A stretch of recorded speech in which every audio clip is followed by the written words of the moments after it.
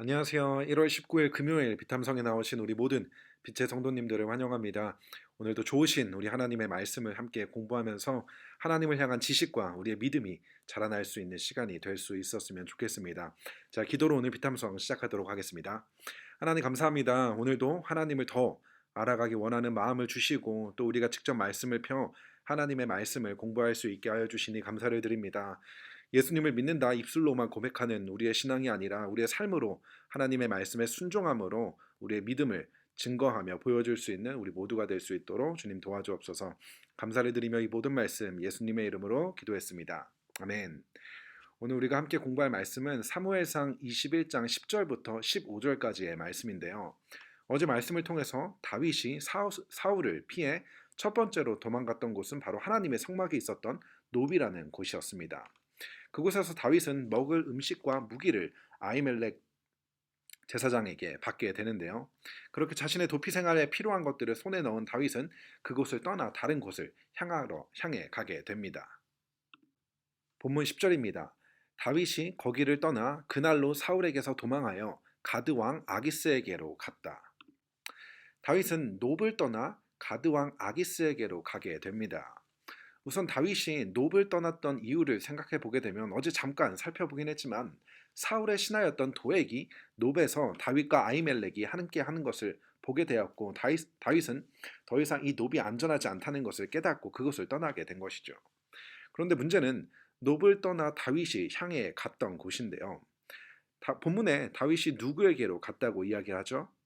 가드 왕 아기스에게로 갔다고 이야기를 합니다. 그렇다면 본문에서 이야기하는 가드는 어떤 지역이었을까요? 오늘 그림을 보게 되면 다윗이 있었던 곳은 예루살렘에서 북쪽에 위치해 있었던 노비였는데 다윗이 그 놉을 떠나 가드라는 지역으로 가게 됐다고 이야기합니다. 그런데 중요한 것은 그곳은 누가 살고 있던 곳이죠? 블레셋 사람들이 사는 도시였다는 것입니다. 아무리 급하다 하더라도 다윗이 이스라엘의 주적이었던 블레셋 족속에 들어가는 것은 그곳 가드로 도망하는 것은 좀 아니지 않나라는 생각이 들게 되는데요. 그리고 이전에 17장에서 등장했던 골리앗을 설명할 때도 그를 가드 사람 골리앗이라고 기록이 되어 있습니다. 무슨 말이죠? 이 가드는 바로 골리앗의 고향이었던 곳입니다. 그렇게 가드 지역은 다윗의 원수와도 같은 지역이었는데 그런 그곳으로 다윗은 도망을 가게 됐다는 것입니다. 하지만 사실 다윗의 이러한 선택은 아주 현명하다고 볼 수 있는데요. 그 이유는 첫 번째로 이스라엘 내에서는 아무리 어디를 가든지 간에 그곳은 여전히 사울 왕의 통치권에 있었기 때문에 사울의 부하들에게 잡히는 건 시간 문제였다는 것입니다. 그렇기 때문에 아예 사울의 통치권을 벗어난 다른 나라로 갔던 것은 아주 현명한 선택이었다는 것이죠.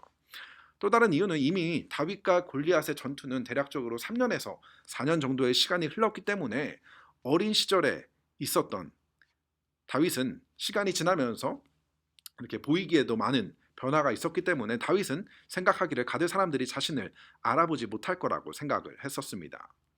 이러한 이유에서 다윗은 사울을 피해 가드에 들어가 사울의 위협으로부터 자신을 보호하려고 했습니다.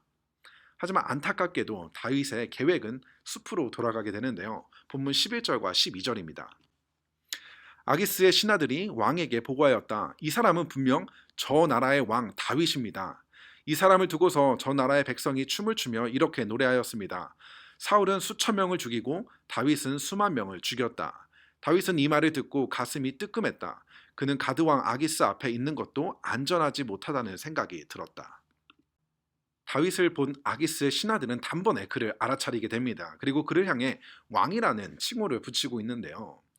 사실 여전히 이스라엘 왕은 사울이었음에도 불구하고 다윗을 향해 왕이라고 불렀던 이유는 그들에게 있어서 다윗이 보여준 모습이 진정한 왕의 모습이었기 때문이지 않을까 생각을 합니다. 모두가 두려워하는 상황 속에서 왕만큼은 그들의 백성을 구원해야 할 의무가 있었는데 그 일을 사울이 아닌 다윗이 블레셋과 골리앗 앞에서 보여줬기 때문입니다. 그렇게 다윗의 용맹한 모습으로 인해 이스라엘에서 유행가처럼 불렸던 사울은 수천 명을 죽이고 다윗은 수만 명을 죽였다라는 이 노래가 이방 나라 블레셋까지 전해졌던 것입니다. 하지만 다윗이 보여준 모습이 얼마나 대단했던지 간에 어찌되었든 다윗은 골리앗을 포함해 블레셋 군인들을 죽인 장본인이었기 때문에 그가 이곳에 왔던 것은 도간에 든 생지가 된 다윗을 죽이려고 했던 것입니다. 그렇게 다윗은 자신의 정체가 드러났다는 것을 알고 오늘 본문은 가슴이 뜨끔했다라고 이렇게 간단하게 표현이 되어 있지만 개역 개정이나 현대인의 성경을 보게 되면 다윗이 심히 두려워했다라고 표현이 되어 있습니다. 그러면서 다윗은 깨달은 것이죠. 이곳 아기스 옆도 전혀 안전한 곳이 아니라는 걸요. 그렇게 자신의 정체가 들통나 더 이상 그곳이 안전하지 못하다는 생각이 들자 그 즉시 다윗이 했던 행동이 있는데요. 13절부터 15절입니다. 그래서 그는 그들이 보는 앞에서 미친 척을 하였다. 그들에게 잡혀 있는 동안 그는 미친 사람처럼 행동하여 성문 문짝 위에 아무렇게나 글자를 긁적거리기도 하고 수염에 침을 질질 흘리기도 하였다. 그러자 아기스가 신하들에게 소리쳤자 아니 미친 녀석이 아니냐 왜 저런 자를 나에게 끌어왔느냐 나에게 미치광이가 부족해서 저런 자까지 데려다가 내 앞에 미친 짓을 하게 하느냐 왕궁에 저런 자까지 들어와 있어야 하느냐. 자신의 정체가 들통나 죽음의 위기 속에서 다윗이 선택한 방법은 미친 척을 하는 것이었습니다. 다윗은 성문 문짝 위에다가 아무렇게나 글자를 긁적거리고 수염에 침을 질질 흘리며 자기가 할 수 있는 최대한으로 미친 행동을 하게 됩니다. 그것을 본 아기스는 다윗이 더 이상 자신의 나라를 위협하는 존재가 아니라 단지 미쳐버린 사람이라고 생각을 하며 다윗을 내쫓게 됩니다. 가까스로 위기를 모면은 했지만 블레셋 사람들 앞에서 이러한 미친 척을 했던 다윗은 어떠한 생각을 했을까요? 이전에 블레셋 장군 골리앗 앞에서도 한치의 흔들림 없이 용맹스러웠던 과거의 자신의 모습과 현재 그들 앞에서 미친 척을 하는 자신의 모습을 보며 어떠한 생각을 했을까요?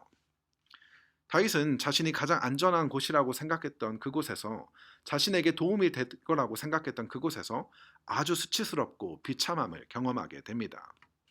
그런데 이러한 경험은 우리 모두도 한 번쯤 경험하게 된다는 것입니다. 나의 상황이 너무 급해서 도움이 필요해서 나를 도와줄 만한 사람에게 연락을 하고 도움을 청했지만 내 생각과는 전혀 다르게 거절을 당하고 창피를 당하게 된 일. 이러한 내 신세가 너무나 비참하다고 느껴지는 일들을 우리는 경험하고 또 경험하게 된다는 것입니다. 그 이유는 우리가 번지수를 잘못 찾았기 때문입니다. 시편 34편을 보게 되면 소제목으로 이렇게 기록이 되어 있는데요. 아비멜렉 앞에서 미친 채 하다가 쫓겨나서 지은 다윗의 시라고 적혀 있습니다. 아비멜렉이라는 이름은 우리가 이집트 왕의 이름을 바로라고 통용했던 것처럼 이 아비멜렉이라는 이름은 블레셋 왕들이 전통적으로 사용했던 이름이었고 이 본문에서 아비멜렉은 우리가 이전에 살펴본 본문의 아기스 왕을 이야기하는 것입니다. 저는 제가 오늘 비탐성을 마무리하지 않고 여러분들께서 직접 시편 34편을 읽으면서 다윗이 자신이 안전하다고 생각했던 가드에서 미친 척을 하며 깨달은 것들을 잘 보고 또 그것이 우리의 깨달음이 될 수 있었으면 좋겠습니다. 자, 기도로 오늘 비탐성 마치도록 하겠습니다. 하나님 감사합니다. 우리의 인생은 늘 두려움이 가득한 인생이지만 그런 우리를 두려움 속에 내버려 두지 않으시고 우리와 함께 하신다 약속하여 주시니 감사를 드립니다. 베드로가 폭풍 속에서 주님이 계시지 않은 배 위가 아니라 비록 풍랑이 몰아치는 바다라 할지라도 주님이 그곳에 계시기에 그곳으로 걸어갔던 것처럼 우리의 인생이 주님이 없는 다른 안전한 곳을 찾는 것이 아니라 그곳이 어디든 주님이 함께 하시는 곳이 가장 안전하다는 것을 기억하며 주님과 함께하는 안전한 인생 사는 우리 모두가 될 수 있도록 주님 도와주옵소서. 감사를 드리며 이 모든 말씀 예수님의 이름으로 기도했습니다. 아멘.